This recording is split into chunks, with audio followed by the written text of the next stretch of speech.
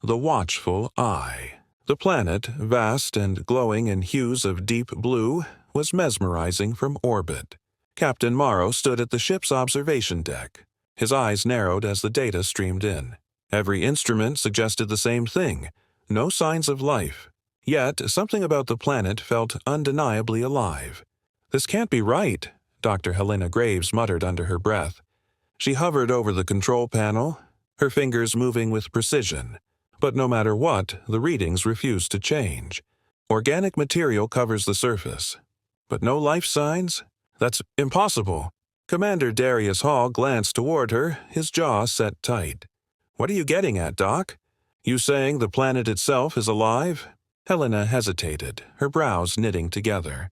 "Maybe, it's just, there's something here, something that doesn't make sense." The decision to land had been unanimous, despite their misgivings. Orion's Hope touched down softly, its landing thrusters barely disturbing the ground beneath them. When Darius stepped out, his boots sank slightly into the pliable, almost soft surface. The ground was warm, vibrating gently like the beat of a heart. It's like it's breathing," Lena Stark, the communications officer, murmured, stepping beside him. She bent down and placed her hand on the ground, feeling the rhythmic pulse beneath her glove. "This is weird, Captain. Really weird." Days passed, and the crew grew accustomed to the planet's strange beauty. Crystal-clear rivers, shimmering trees that refracted the light in kaleidoscopic bursts, and a sky that shifted colors in slow, mesmerizing waves. It was peaceful, too peaceful, almost unnaturally so, the kind of calm that felt imposed rather than earned. And then the whispers began. They were faint at first, just a feeling, a gentle nudge in the back of their minds, like the planet was communicating in the subtlest way possible. A suggestion here, a pull there. "Rest," it seemed to say. "You're tired. You've worked hard enough."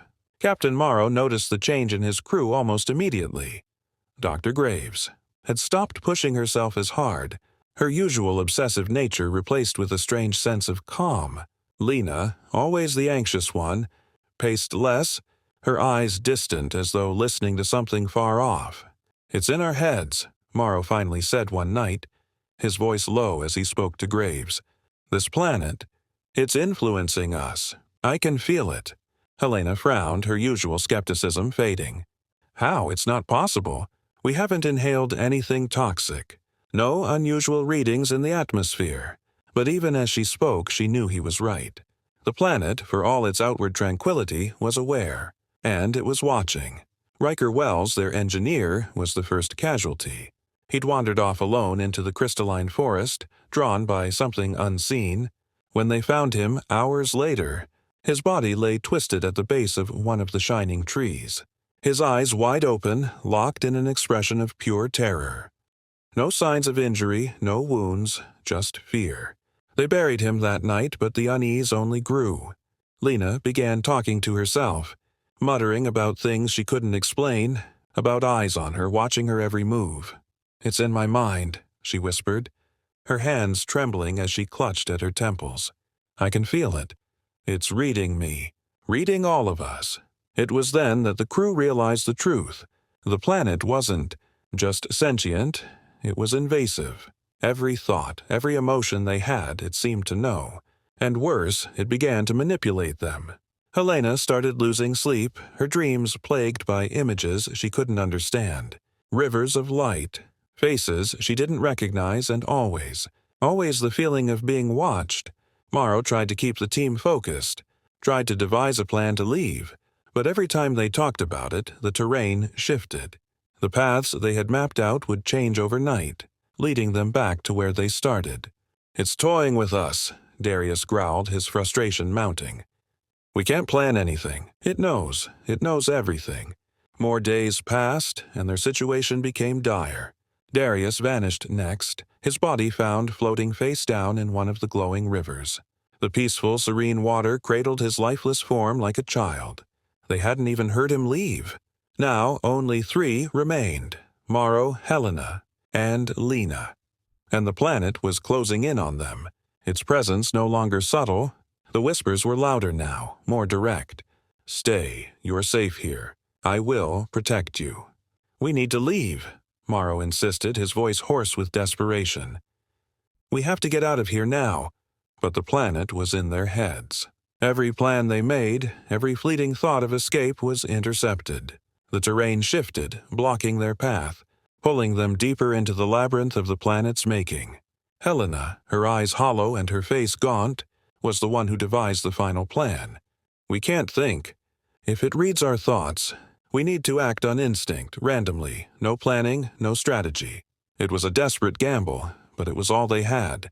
They ran, not knowing where, just running. They stumbled over roots, splashed through rivers, dodged the glowing trees. For a moment it seemed like it might work. The planet couldn't keep up with their erratic movements. Then Lena collapsed. Her scream was sharp and sudden, cutting through the stillness. She clutched her head, her body convulsing violently.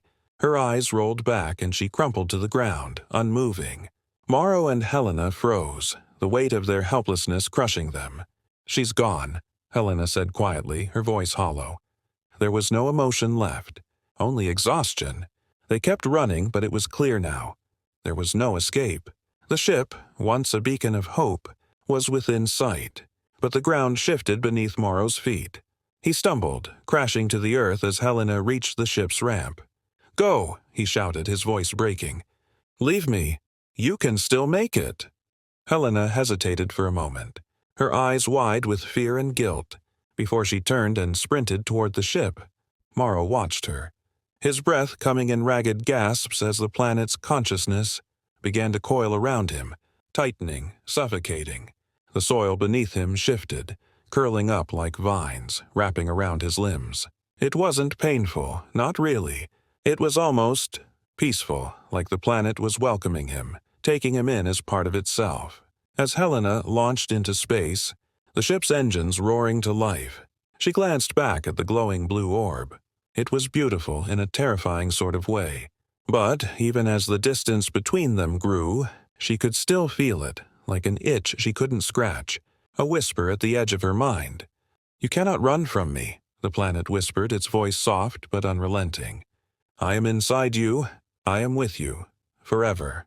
Helena felt the cold emptiness of space press in around her, but she knew the truth. There was no escape. The planet had taken a part of her, and she would never be free.